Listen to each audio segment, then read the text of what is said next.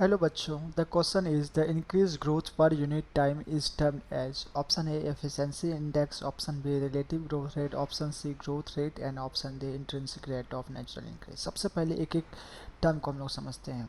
सबसे पहले हम लोग समझते हैं intrinsic rate of natural increase. इसका मतलब क्या होता है? इसका मतलब होता है कि number of birth minus number of death को हम किसी पॉपुलेशन में गिरा देते हैं, उसी को हम आर से डिनोट करते हैं। That is called intrinsic rate of natural increase. तो intrinsic rate of natural increase का मतलब यही होता है कि number of birth minus number of death. अब देखो, रिलेटिव ग्रोथ रेट क्या होता है? रिलेटिव ग्रोथ रेट क्या होता है? देखो, जब हम लोग ग्रोथ रेट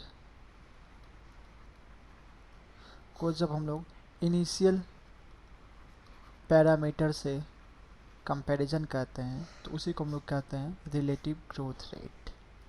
और ग्रोथ रेट क्या हो गया? Growth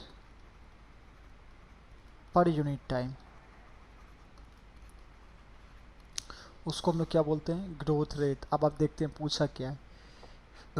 the increase growth per unit time is termed as option A efficiency index, option B relative growth rate, option C growth rate.